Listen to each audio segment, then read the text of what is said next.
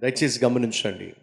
అన్యాయపు సంపాదనలో, పాపిష్టి సిరిలో సంతోషము సమాధానము ఉండదు అనే వాస్తవాన్ని మర్చిపోకండి.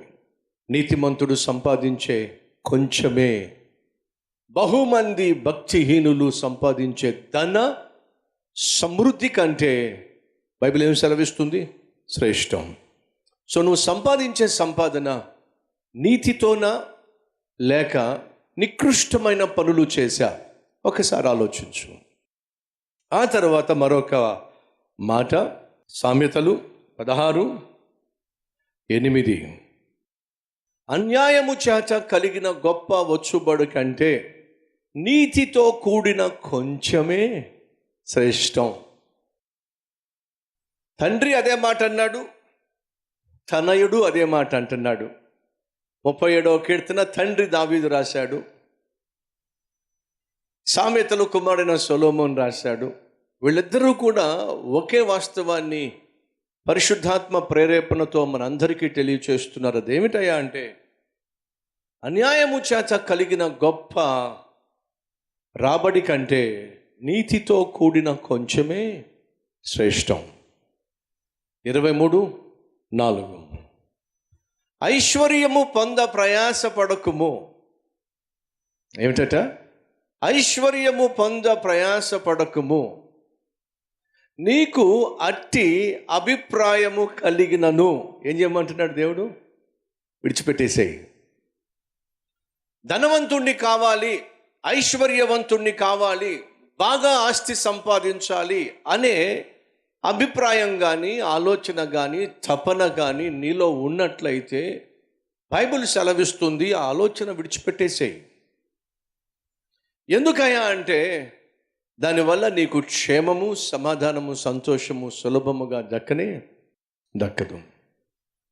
ఒకవేళ దాని మీద నువ్వు దృష్టిని పెట్టినట్లయితే, దానికోసం నువ్వు ప్రాకులాడినట్లయితే, దానిని నువ్వు వెంటాడినట్లయితే ఏముందో చూడండి బైబిల్లో.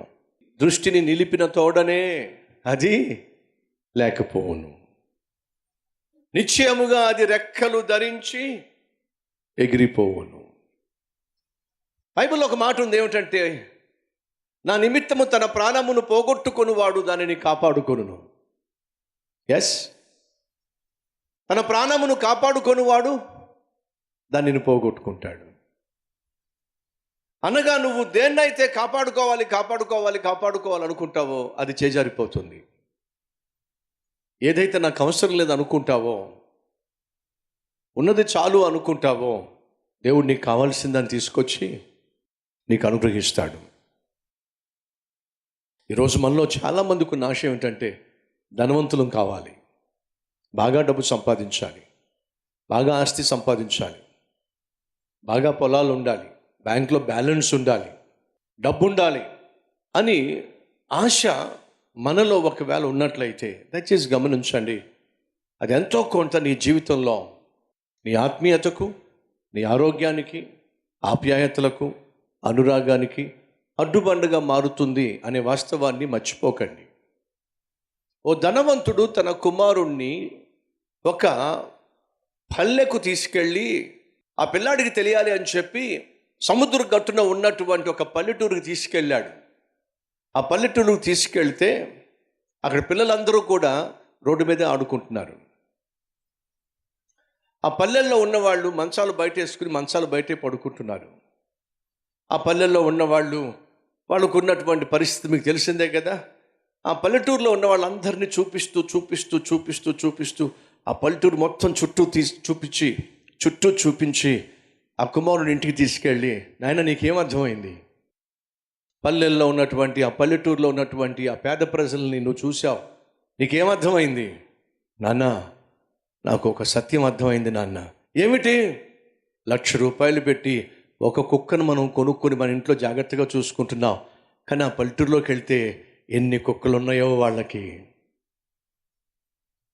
నాన్న, నేను ఆడుకోవాలి అని చెప్పి నువ్వు ఇంట్లో పెద్ద స్విమ్మింగ్ పూల్, ఒక నీళ్ళ తొట్టి పెట్టావు, ఆ నీళ్ళ తొట్టిలో ఉరకమంటున్నావు, ఆ నీళ్ళ తొట్టిలోనే ఆడుకోమంటున్నావు, కానీ ఆ పేదవాళ్ళని చూస్తే నాకు చాలా అసూయ అనిపించింది డాడీ. ఎందుకంటే వాళ్ళ ఇంట్లోంచి బయటకు వస్తే చాలు పెద్ద సముద్రం వాళ్ళ కళ్ళ ముందు ఉంది డాడీ. డాడీ మనతో ఎవరు మాట్లాడేవాళ్ళు ఎవరు లేరు. పక్కింటోళ్ళు మాట్లాడరు, ఎదురింటోళ్ళు మాట్లాడరు, ముందింటోళ్ళు మాట్లాడరు. మనమే మాట్లాడుకుంటాం. కానీ వాళ్ళు చూడు డాడీ ఎంత చక్కగా బయటకు వచ్చి అందరూ ఒక చోట చేరి నీ కబుర్లు చెప్పుకుంటున్నారు. డాడీ మన గదిలో చీకటి ఉండకూడదని చెప్పి బెడ్ ల్యాంప్ పెట్టుకుంటాం. కానీ డాడీ వాళ్ళని చూసావా, చక్కని చందమామే వాళ్ళకి బెడ్ ల్యాంప్గా ఉంది డాడీ. మన రూములో నక్షత్రాలు కనిపించట్లేదు కాబట్టి సీలింగ్లో కృత్రిమ నక్షత్రాలు పెట్టావు. కానీ వాళ్ళు చక్కగా పడుకుంటే ఆకాశంలో నక్షత్రాలు ఎంత అద్భుతంగా కనిపిస్తున్నాయి డాడీ. డాడీ గార్డెనర్ని పెట్టి మన ఇంట్లో పూల మొక్కలు నాటించావు, చిన్న గార్డెన్ ఉండాలని చెప్పి. ఆ ఊర్లో ఎక్కడ చూసినా మొక్కలే డాడీ, ఎక్కడ చూసినా పచ్చదనమే డాడీ. నాకు అర్థమైంది డాడీ. ఏమర్థమైందిరా? మనం చాలా పేదవాళ్ళం డాడీ, వాళ్ళు చాలా ధనవంతులు డాడీ. మనకు ఒక కుక్క, వాళ్ళకి చాలా కుక్కలు. ఆ పల్లెటూరులో ఉన్నటువంటి ప్రశాంతత, ఆ పల్లెటూరులో ఉన్నటువంటి ప్రేమానురాగాలు, ఆ పల్లెటూరులో ఉన్నటువంటి ఒకరి పట్ల ఒకరికి ఉన్న ఆప్యాయత, అనురాగము ఎక్కడుందండి పట్టణాల్లో? పక్కింటి వాళ్ళు ఎవరైనా చచ్చిపోతే వీళ్ళు పట్టించుకోవట్లా. ఆ అపార్ట్మెంట్లో ఎవరైనా చచ్చిపోతే కనీసం శవాన్ని కూడా అక్కడ రానివ్వట్లా. అమ్మమ్మమ్మమ్మ అపార్ట్మెంట్లో రానివ్వడు శవం అని చెప్పేసి శవాన్ని కూడా రానివ్వట్లా. కానీ మన గ్రామంలో ఎవరైనా ఒకరు చచ్చిపోయారంటే ఊరంతా వస్తుంది కదండి. మన గ్రామంలో ఎవరైనా ఒకరు చనిపోయారంటే ఊరంతా కూడా సమాధి కార్యక్రమంలో పాల్పంచుకుంటుంది కదండి. పట్టణాల్లో పట్టుమని 10 మంది కూడా ఎవరైనా చచ్చిపోతే ఆదరించడానికి రావటల్లా, పాడి మోయటానికి కూడా రావటల్లా. ఏమిటండి ఈరోజు మన పట్టణాలు నేర్పిస్తుంది? రే సహోదరి సహోదరుడా, దయచేసి గమనించు. ఈరోజు నువ్వు ఏమైతే కలిగి ఉన్నావో అందులో తృప్తి అనేది ఉంటే ఆ పిల్లాడికి ఏముందో చెప్పండి? Artificial swimming pool, artificial garden, artificial stars, ఏదో పెంపుడు కుక్క, కొన్న కుక్క, ఇవన్నీ చూసినప్పుడు ఆ పిల్లాడికి అర్థమైంది ఏంటంటే, డాడీ ఇందులో సంతోషం లేదు డాడీ. అసలైన సంతోషం వాళ్ళ ముఖాల్లో చూశాను డాడీ. ఆ పిల్లలు ఎంత చక్కగా ఆడుకుంటున్నారో.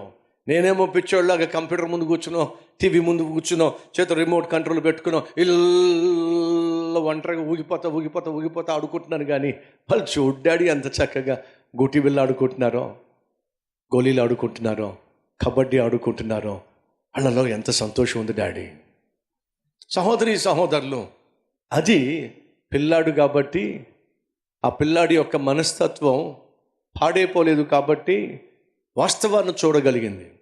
ఈరోజు డబ్బు పెరిగే కొలది, ఆస్తి పెరిగే కొలది సహోదరి సహోదరులు ఆప్యాయతలు తరిగిపోతాయి, ఆనందం ఆవిరైపోతుంది. 10 మందితో నీకున్న సత్సంబంధాలు కనుమరుగైపోతాయి. బైబిల్ స్పష్టంగా సెలవిస్తూ ఉంది. ధనవంతుడు అవ్వాలి అనే ఆలోచన నీకు ఒకవేళ ఉన్నట్లయితే వెంటనే మానేసుకో. నీతిగా జీవించేవాడు కొంచెము సంపాదించిన అది వానికి బహు ఆశీర్వాదము, క్షేమము, శ్రేష్టము అని బైబిల్ సెలవిస్తూ ఉంది. తృప్తి కలిగిన జీవితం గొప్ప భాగ్యం. అడుగు దేవుణ్ణి, ప్రభా చాలయ్యా, ఇచ్చిన రక్షణ చాలు నాయనా, నీ కుమారునిగా కుమార్తెగా బ్రతికే భాగ్యం నాకు ఇచ్చావు చాలు ప్రభువా, నాకు చక్కని కుటుంబాన్ని ఇచ్చావు చాలయ్యా. కాబట్టి దేవుని దగ్గరకు వచ్చి తృప్తిని కనపరచు, సంతుష్టిని కనపరచు. దేవుడు దీవిస్తాడు. ప్రార్థన.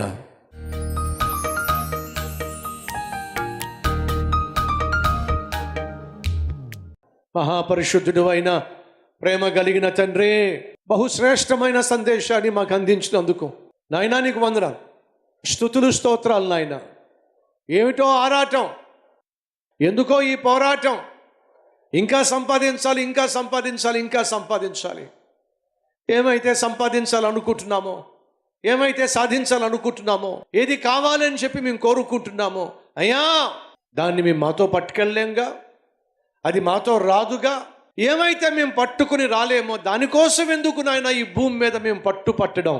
ఈ వాస్తవాన్ని గుర్తించి, ఈ వాస్తవాన్ని గ్రహించి నాయనా, వాడిని చూసి, వీళ్ళను చూసి, వాళ్ళను చూసి అనవసరంగా నాయన వాళ్ళను చూసి ఆరాటపడిపోయి, ఆవేశపడిపోయి, ఆరోగ్యాన్ని చెడగొట్టేసుకొని, అవినీతికి లోనైపోయి, అవి ఇవి పోగేసుకొని, ఆస్తిపాస్తులు సంపాదించి, రోగాన్ని కొని తెచ్చుకొని గుట్టుక్కుమంటే సంపాదించింది ఏం చేసుకుంటాం. కాబట్టే కలిగి ఉన్న దానిలో తృప్తిని మాకు దయచేయ్యా. యేసు నామం పేరట వేడుకుంటున్నాం తండ్రి, ఆమేన్.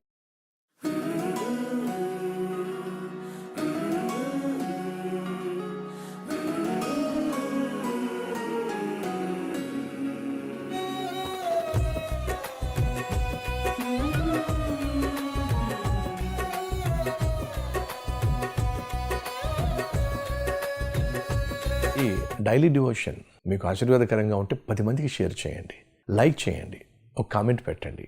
దేవుడు మీకు తోడై ఉండును గాక. షలోమ్.